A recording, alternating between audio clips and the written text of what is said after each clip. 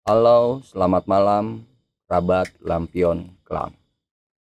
Kembali lagi bersama saya, Jo Cacing, host yang akan memandu cerita podcast horor pada malam hari ini.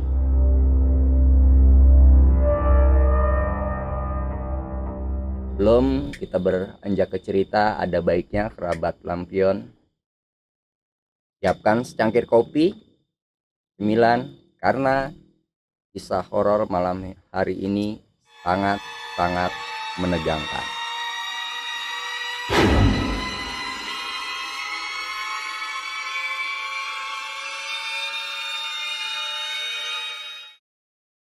Kali ini kita kedatangan narasumber yang mana dia punya kisah settingan dengan orang yang sudah meninggal dunia.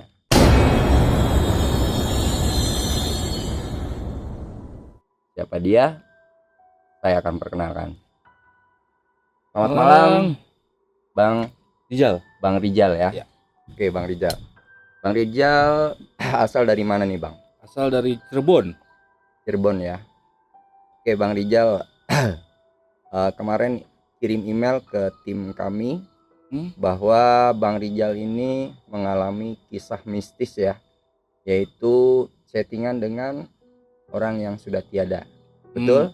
Betul. Sebetulnya kejadian itu bukannya di saya, di teman saya, dan saya ikut serta dalam. Oke, berarti kejadian ini di teman Bang Rijal ya, tapi teman akrab ya. Oke. Akrab. Awalnya gimana tuh, Bang? Ceritanya. Jadi ceritanya gini tuh. Awalnya mereka itu SMS-an. Oke, itu terjadi tahun berapa SMS-an ini? Di tahun Berarti 2014. bukan WhatsApp ya, belum ada WhatsApp ya. WhatsApp.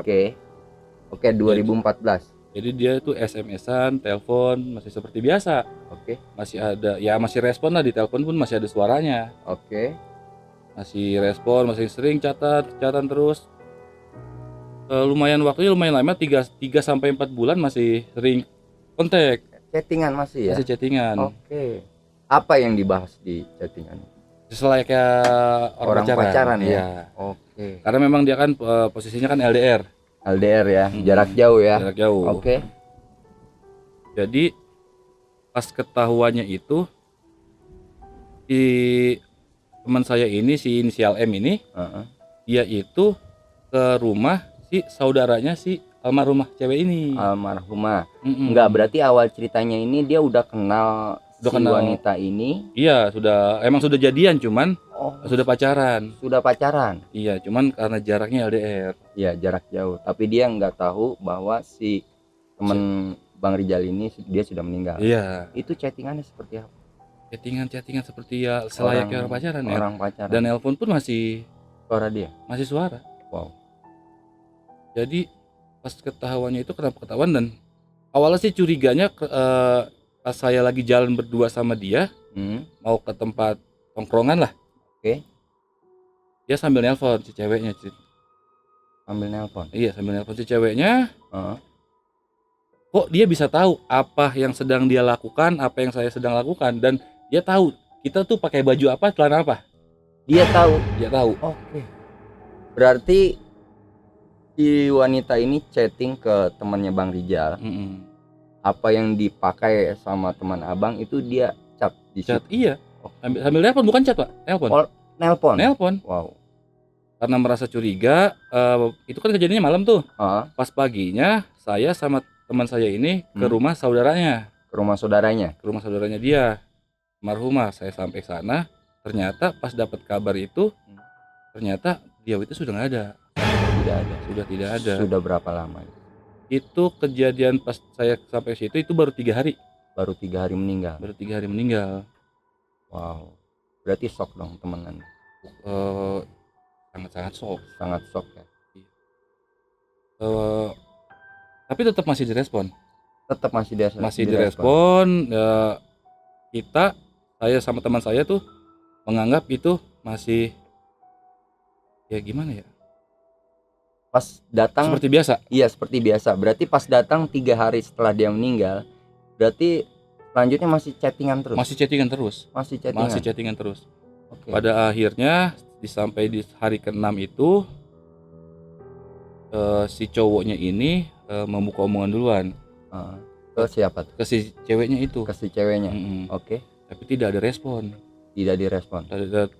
Selalu dibantah terus lah omongannya. Lalu dibantah. Selalu dibantah. Maksudnya si cowok ini omongan apa ke si ceweknya? Apakah kamu sudah meninggal, Selalu sudah beda alam? iya, sudah gitu beda alam, mungkin ya? kenapa masih bisa seperti ini? Kenapa kamu ngebohongin aku lah? Oke. Gitu. Tapi si si wanita ini tidak merespon bahwa dia sudah meninggal. Iya. Oh. Dan paginya itu saya langsung ke rumah saudaranya lagi. Nemuin saudaranya lagi, terus pas di rumah saudaranya itu nelpon si ceweknya ini. Dia masih tetap ngebantah. Akhirnya si cowoknya ini ngomong tuh ke si ceweknya, ini gue lagi di rumah si A lah, sebutnya ceweknya ini, saudaranya ini A ya. Si A lah. Dan akhirnya di situ baru dia mengakui. Baru mengakui. Terus dimatiin sama dia teleponnya, di chatting lagi. Terus pas malamnya, Oke. dia yang saya tahu itu dia ngechat begini, kalau memang kamu mau melihat aku, datang ke sini titiknya ini, nanti kalau sudah sampai di titik ini kamu naik kendaraan kamu sen sebelah kanan. Sen sebelah kanan. Sebelah kanan, iya. Oke.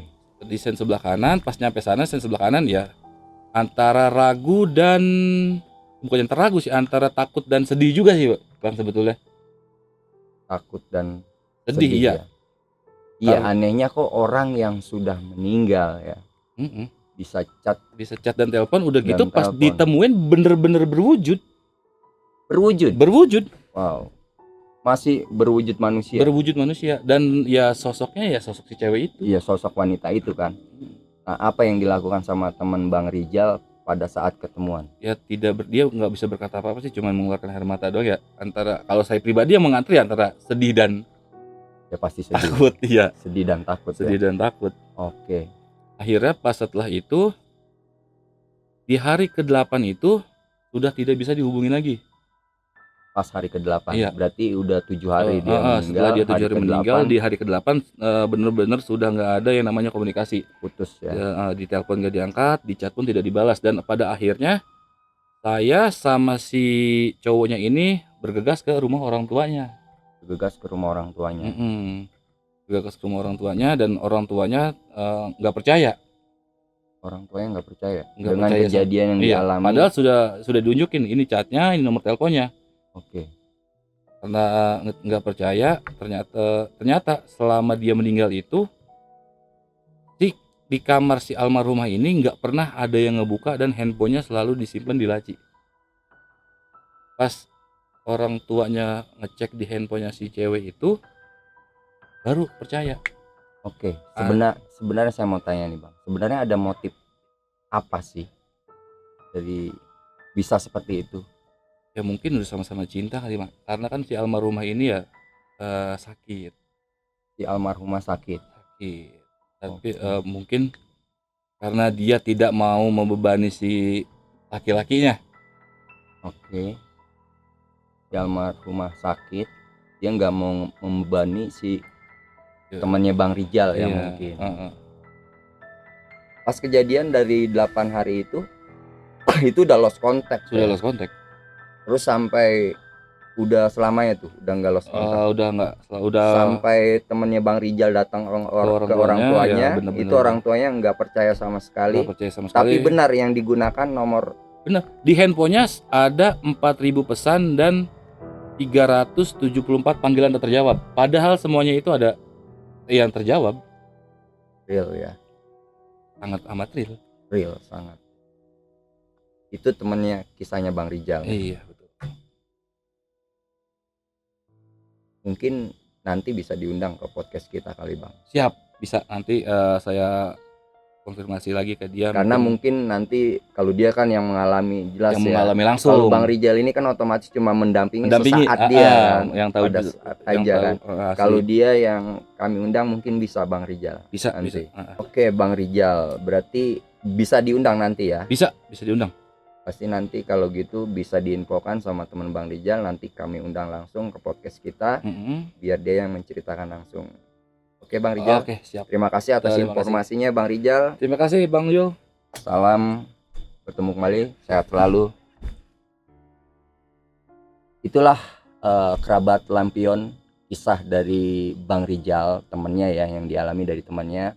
Nanti saya undang narasumbernya langsung ke podcast Lampion Kelam untuk biar lebih jelas lagi kisahnya.